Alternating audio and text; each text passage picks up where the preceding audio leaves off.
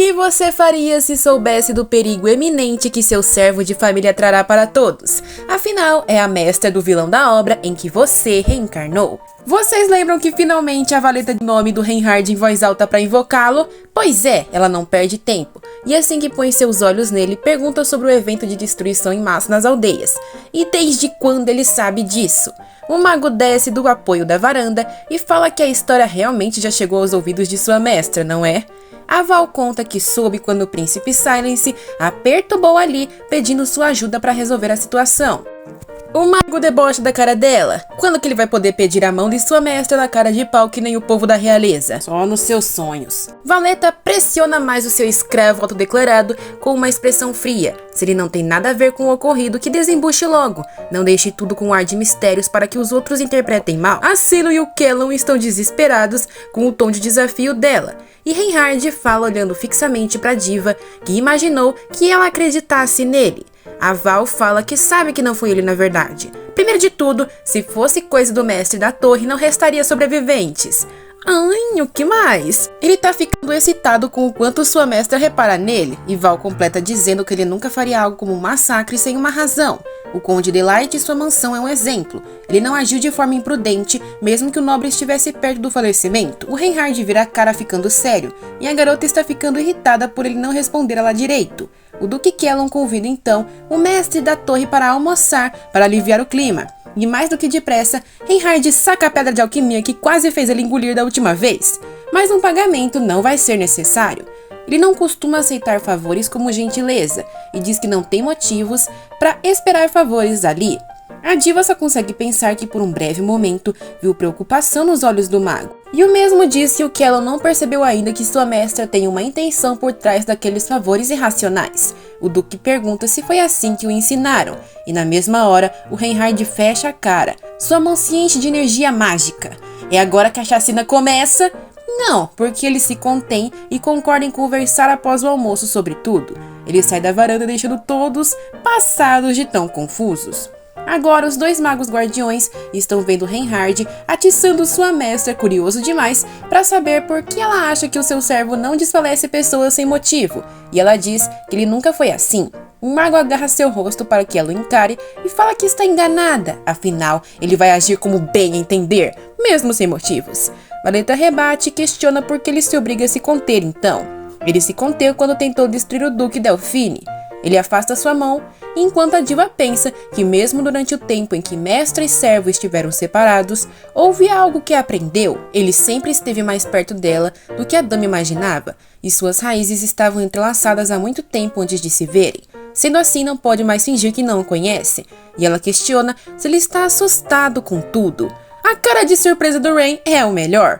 Na carruagem real, o Gillian menciona que vai ter que resolver alguns assuntos fora do palácio e não poderá guardar o príncipe lá dentro. Ele desce dali abençoando a volta de Vossa Alteza à cidade imperial. Eu tenho certeza que coisa boa essa praga não vai fazer. Voltando ao nosso casal não tão maravilhoso assim, Valeta joga na cara de Rain que ele está com medo. Enquanto coloca sua mão sobre a dele, ela menciona que esse olhar a incomoda. Isso faz lembrar o fato de que ele desesperadamente não quer ser odiado por ela.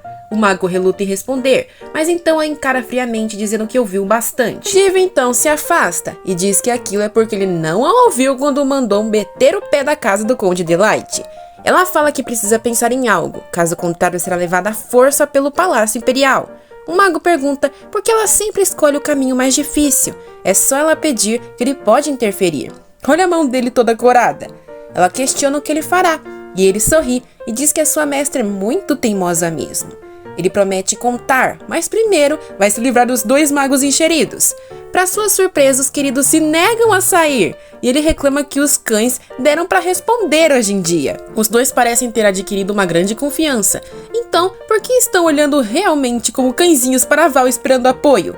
Eles sabem que com uma única palavra vai acalmar o mago, com uma voz tenebrosa que se eles não meterem o pé vai acabar com eles agora mesmo. A Val então manda deixar eles ali. A contragosto, o mago concorda, humilhando eles mais um pouco pela decisão.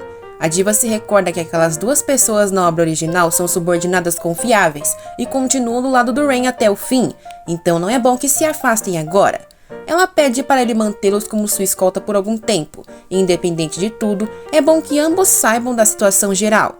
Eles têm apenas que atacar o inimigo seguindo a ordem da mestra. Dito isso, os rumores que circulam por aí é que o mago da torre perdeu o juízo e está massacrando o povo sem filtro, destroçando os aristocratas de forma cruel. E isso poderia fazer a torre ruir, já que a maldição de Deus voltou. Essas histórias seguem até o norte, onde souberam primeiro do massacre do Conde Delight. Rain até admite que algumas coisas são verdades, mas outras são injustiças. Parece que a maldição tem seguido seu rastro, realizando falecimentos perto de onde ele está. Mas não é como se ele pudesse provar isso. Mas se sua mestra o chamou até ali, é porque percebeu algo, certo? Arval comenta que a alquimia deixa uma impressão digital, mas a magia deixa uma marca. A primeira não pode ser rastreada, já a magia sim. Se ela estivesse lá, talvez pudesse notar coisas que o Reinhard não viu. Ceylon pergunta baixinho se a dama está falando do dia do assassinato, recebendo confirmação. O Reinhard se irrita e diz que aquilo é inútil. Ele nem sequer consegue continuar a conversa com aquelas interrupções. E a maga diz que eles só querem saber de tudo para ajudar. Ele questiona irritado o que eles podem fazer e os dois se ajoelham, prometendo ser ferramentas úteis, ser seus braços e pernas se for necessário. O mago não pode destruir eles ali bem na frente da amada, né? Após suspirar, ele fala que não vai assumir a responsabilidade se algo acontecer com eles, e os dois queridos quase choram de tanta emoção. A Val respira aliviada, aquela bomba relógio não vai explodir agora. Agora que o relatório das coisas acabou, Rain promete que vai resolver tudo por sua mestra, mas ela nega, olhando séria e determinada pro mesmo, diz que se seu objetivo fosse simplesmente ser protegida por ele, não teria feito nada disso em primeiro lugar. Bem, é assim que a Val cara de peixe é. A situação amena, todavia, é quebrada. Um círculo mágico enorme e negro com tons azulados circula a sala, deixando todos ali chocados. Como pode ser tão grande? Está cobrindo toda a mansão, e quando Ray tenta usar magia para tirar os dois dali, ela não funciona. Que merda de maldição é aquela? A valeta foi pega pelas costas. A mansão literalmente desmoronou em cima deles. Quando a valeta abre os olhos, se depara com Reinhard fazendo o escudo de mana com muito esforço. Ele está bem, mas está preso, não consegue reagir melhor que isso. Ela fala para ele não exagerar na mana. Ela vai chamar Jin, mas o mago a proíbe. Não pode revelar suas cartas na manga ali. Que tipo de círculo mágico é aquele que está sendo capaz de esgotá-lo nesse nível? Rain continua resistindo mais e mais, usando seu poder com dificuldade, até que finalmente o ar desagradável some, e eles verificam que os dois outros magos estão vivos. Porém, agora tem outro problema. As pessoas lá fora veem Rain e se lembram de que foi ele quem matou o Conde Delight, aquele que enlouqueceu e sequestrou uma dama, um assassino real. Eles ouviram que pode acabar com uma cidade. Estão com medo dele. Edifícios destroçados com espectadores, mais e mais mentiras se espalhando. Eles acertaram em cheio. Quem a forçou a subir no palco dessa obra é tão infantil. E foi o rei. Rain está trincando os dentes, querendo saber o bastardo que os atacou, e só ficando mais doido de raiva. A Val fala apenas para ele ir embora, depois de lhe dar a pulseira. Aquela que ela quebrou o pulso para tirar, lembra? Ele já deve ter arrumado. Animadamente, Rain estala os dedos e lindas algemas surgem no pulso de sua mestra. Assim não, seu idiota. Elas se rompem formando duas pulseiras prateadas. Se ela bater os pulsos rápido, os anéis podem cair e ela terá que colocar de volta. E ele está curioso sobre o que ela está procurando nos destroços. Ela o afasta, e nessa hora o nosso duque favorito chega. Ele está em pânico, estava muito preocupado, e seu olhar fica aterrorizado. A mansão estava cheia de funcionários lá dentro. Uma criada surge dos destroços e fala que os outros estão presos. O duque Kellon corre em seu auxílio. Rain não se intimida com aquela comoção e avisa que está indo embora, quando a criada agarra seu manto, reconhecendo que ele é um mago e implorando ajuda. Ela suplica em lágrimas, unindo as mãos. Ela é completamente ignorada, todavia, e o Rain apenas pergunta se a sua mestra está bem. Se ela está, nada mais lhe importa. A valeta sabe que aquelas pessoas não têm nada a ver com ela, e não é sua obrigação intervir. Ela não sabe seus nomes, eles não deveriam importar, nem seus olhos e nem suas ações. Porém, seu peito está apertado, e ela questiona se não seria certo ajudar. Quê? Você tá sendo boazinha, mestra? Pra Val é algo natural. Pelo menos é isso que ela diz. Ele fala que não restou nada muito decente, e não vai adiantar muito se ele ajudar também. mas já que é uma ordem de sua mestra, o mago cria círculos mágicos para levantar os escombros e depois abraça a Val por trás, anunciando que vai embora. Afinal, ainda resta um cachorro para ser vigiado. Em um rápido movimento, ele some e restam apenas a maga Ceylon junto da Val. Em meio aos destroços, o mago Gillian sombrio pega um pingente que se soltou da valeta no chão e sorri malignamente. Afinal, a garota estava ali e caiu certinho na armadilha que criou. Depois de toda aquela comoção, todos que estavam nos destroços foram removidos em segurança, e Reinhard, que não sabia para onde ir, retornou tranquilamente para a torre. Tudo que restou é um pouco de trabalho de campo, coisas que não valem o tempo da valeta. Apesar disso, esse lugar em ruínas segue sendo muito barulhento. O namorado do Duque Kellon, ao ver Valeta, pergunta se ela está bem, e ela confirma. E ele se refere depois ao que aconteceu com Snota. Meu Deus, o leãozinho! Val olha em volta com desespero para todos os lados.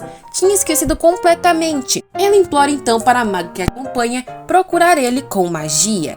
Mas ela não é tão precisa para conseguir tal feito. A Valeta não foi responsável por aquela vida em suas mãos e sai correndo decidida a achar o felino. Ela grita para não a seguirem. Ela se aproxima então de onde antes ficava o seu quarto e, não vendo ninguém por perto, chama por Jin, o espírito do vento, que surge segundos depois. O pássaro já fica exibido por ter sido finalmente chamado, mas ela manda ele calar a boca e ficar menor para não chamar atenção. Ficando como um tordo, o Jin pergunta o que pode fazer por ela. A diva informa que quer saber a localização de uma pequena besta fofa, e mesmo que só esteja restando o cadáver, ela quer que o traga para ela. E o mago está aqui. Ao ouvir a negação, o pássaro sai voando e informa que vai querer um pagamento. Sem nem se preocupar com germes, a diva pega um caco de vidro do chão e corta a mão na mesma hora, oferecendo ao espírito. Ele aceita seu pedido e sai voando magicamente, enquanto a querida se senta, rezando para que ele esteja bem. Mas e se estiver no outro mundo já? Era a primeira criatura que ela tinha criado por muito tempo. Rapidamente Jin retorna e deposita em seu colo Snota, que está vivo, porém parece um bagacinho de laranja. A Valeta corre pegar suas poções de cura. Se foi uma produzida por ela, ainda há tempo de salvá-lo. Após dar a poção, ela o abraça. O Kellon terminou de registrar o ocorrido e agora tá que nem um doido com a Ceylon caçando a Valeta, até que o seu marido aponta para um lugar onde podem escutar algumas frases soltas. A garota recitava que mesmo que muitas pessoas não tenham se preocupado com ela quando esteve chorando, ela vai cuidar dele dali em diante. Diante de Kellon, a garota segurava Snota, que recobrou sua alegria e vitalidade no colo da dona, que por incrível que pareça, fez sua jura sorrindo. Ela emociona o Duque enquanto pensa em um novo nome para o felino, mas não tem tempo para alegria não. Assim que ele vem conversar com ela, a dama ordena que copie aquela pulseira que ganhou do Rei em uma mansão secreta. Se ele disser quando e onde ela estará completa, a Val promete buscar. Diante da confusão do pai, ela admite que ela foi a causa daquilo. Ela nem deveria estar ali para começo de conversa. Se não fosse sua presença, nada daquilo teria acontecido. Nem dá tempo de discutir, pois nesse momento a guarda real chega marchando e um cavaleiro anuncia que precisam levar Valeta Delight sob a acusação de suspeita no ataque da mansão. A diva tinha razão. O que será que vai acontecer com ela? Saberemos em breve. Muito obrigada por assistir até aqui. Se gostaram, deixem o like e compartilhem. Obrigada aos membros também e sayonara!